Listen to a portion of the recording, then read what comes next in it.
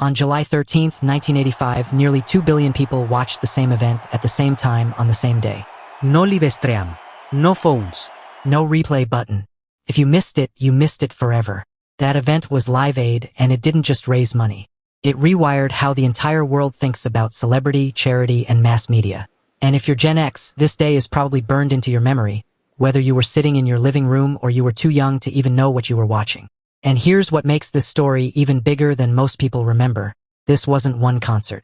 It was two on two different continents with two very different crowds, two different broadcasters, and two very different national moods.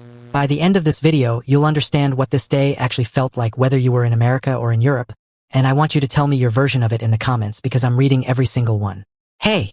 Welcome back to Rot in Stillness. If you're new here, this is the place where we dig into the moments that shaped the generation that grew up analog and went digital. If that's you, or if you just love a good piece of history, hit subscribe now because we drop a new one of these every week, and you do not want to miss what's coming. The setup. To understand why this day mattered, you have to go back to late 1984.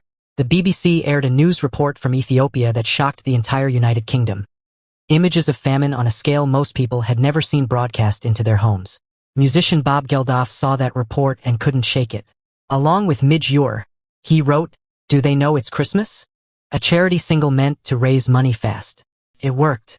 It sold enormously, first across the UK and Europe, and then it crossed the Atlantic and caught on in America too, which planted an even bigger idea in Geldof's head. What if you didn't stop at a song? What if you built something so large that no country, no time zone, no language could look away from it? That idea became Live Aid. 2 concerts, 2 continents, the same day, broadcast live everywhere at the same time. Now here's something wild. Organizing this today with modern technology would already be a nightmare. They pulled this off in about 10 weeks with fax machines and landlines. No email, no group chats, no cloud spreadsheets, no video calls between the London team and the Philadelphia team. Just phone calls, faxes, and a shared sense that this had to happen. Pause for a second and actually think about that. Comment below, could an event like this even happen today with all our technology in just 10 weeks? The European experience. Wembley. Let's start in London, because that's where the day began. Wembley Stadium held 72,000 people that afternoon, and the mood in the crowd was something between a national holiday and a religious event. Britain in 1985 was living through a hard stretch. High unemployment, the aftermath of the miners' strike, a country that felt divided. And for one day, all of that got pushed aside for a single shared afternoon. If you were a kid in the UK, or anywhere in Europe with access to the BBC broadcast, this is what your day looked like. You didn't have 16 hours of content on demand. You had one channel showing one thing, and if your family had plans that day, you negotiated hard to stay near a television. Some people brought portable sets outside. Some skipped whatever they were supposed to be doing entirely. The BBC treated this as a national broadcasting event on the scale of a coronation or a World Cup final. Commentators spoke about it with a kind of reverence because, in a sense, Britain had built this. A British musician had willed it into existence. A British stadium hosted the first half, and the whole world was now watching what London was doing. And then there's the moment nearly everyone points to. Queen took the stage in the early evening at Wembley and delivered a set that's still, to this day, called one of the greatest live performances in the history of music. If you talk to someone from the UK who was there or watching, this is usually the first thing they mention. Not the cause. Not the money. That specific 20 minutes. Across the rest of Europe, the experience varied by country, but the through line was the same. This was appointment viewing on a scale almost nothing else matched in the 80s. Countries that didn't always share the same pop culture moment were, for one day, tuned to the same event, often on their own state broadcasters, sometimes with local commentary translating what was happening on stage. For a continent that didn't yet have satellite television as a common household item, this was a preview of a connected world that hadn't fully arrived yet. If you were watching from anywhere in Europe that day, comment below and tell me your country, and what you remember most. I want to see how different this looked depending on where in Europe you were. The American experience. JFK Stadium. Now let's cross the Atlantic, because the American leg of the day was its own story entirely. As the UK show wound down in the early evening London time, the baton passed to JFK Stadium in Philadelphia, where the American concert kicked off and ran deep into the night on the East Coast. For American viewers, this meant something a little different than it did in Britain. This wasn't a national event that one broadcaster owned outright. It was carried on American network television, largely through ABC, with MTV also running extensive coverage, which mattered enormously for a generation that had grown up with MTV as basically a second home. If you were a kid in the United States in 1985, chances are you weren't watching this the way British kids were. You might have caught it in pieces, some of it live on network TV in prime time, some of it on MTV if your household had cable, which not everyone did yet. American Gen Zers often remember this less as one continuous 16-hour event they sat through start to finish, and more as a moving target. You caught what you could, when you could, and pieced the rest together from what your friends told you at school on Monday.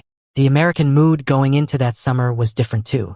The country was in the middle of the Reagan era, an economy that was recovering after a rough early 80s recession, and a culture that had fully embraced MTV, big stadium rock, and celebrity as its own kind of national language. Live Aid fit naturally into that, a star-studded, larger-than-life spectacle, which is exactly the kind of thing American media of the mid-80s knew how to sell. JFK Stadium in Philadelphia held a crowd of roughly 100,000 people, even larger than Wembley, and the lineup leaned into a mix of classic rock legends and current MTV-era stars, giving American viewers a set list that felt tailored to exactly what was already dominating American radio and television that summer. There's also a detail that a lot of people forget.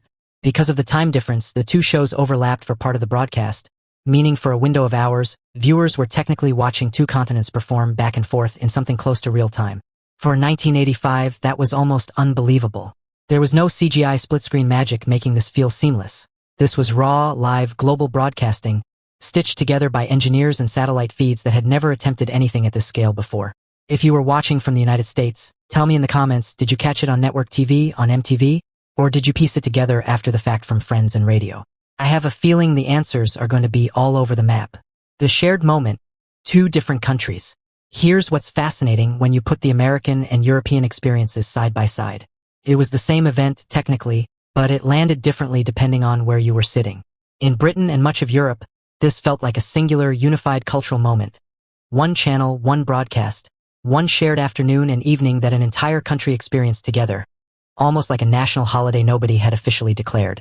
In America, it felt more like an extension of the media world Gen X was already living in: MTV, network television, celebrity culture, all converging into one especially massive broadcast day, but filtered through a media landscape that was already fragmented across channels and cable access.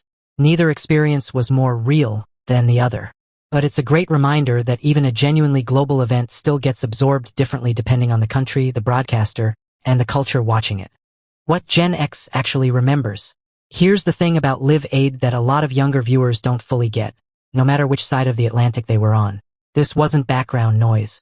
If you wanted to see it, you sat in front of the TV for hours because there was no other way to catch it. No DVR, no YouTube, no second chances. For Gen X on both continents, this was one of the last truly shared communal media events before everything started to fragment, before cable fully exploded, before the internet, before everyone had their own screen in their own room. For one day, entire countries, and in some sense the entire world, were watching the same thing, even if they were watching it slightly differently. It sat alongside things like MTV and appointment television and mixtapes, a whole media world built around moments you had to show up for, live or lose forever. So let me ask you this, do you think we lost something when media stopped being shared like that? Or is it better now that we all get to choose whatever we want, whenever we want? Honestly, I go back and forth on this.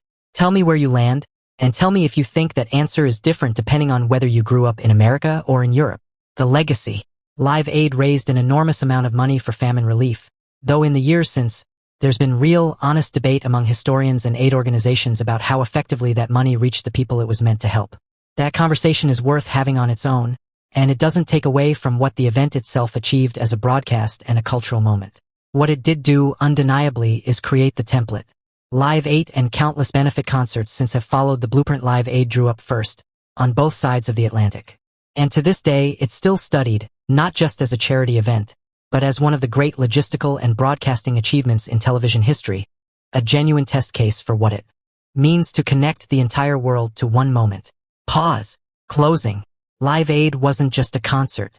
It was proof that when the world's attention actually locks onto one thing, at one moment it can move mountains, or at least move a lot of money and a lot of hearts, whether you were watching from a living room in London, a backyard in Philadelphia, or anywhere in between. If this video took you back, do me a favor, hit that like button. It genuinely helps this channel reach more people who'd love this stuff. And if you're not subscribed yet, what are you doing? We've got a whole series coming up on the moments that define this generation, on both sides of the Atlantic, and you do not want to find them a year late in your recommendations. Down in the comments, I want to know 3 things. Where were you on July 13th, 1985? Which country, which broadcast, which set list, and what generational moment should we cover next? I read every comment, and honestly, some of you give me my best video ideas. Remember to click the subscribe button. To all Gen Zers, take care. From rot and stillness.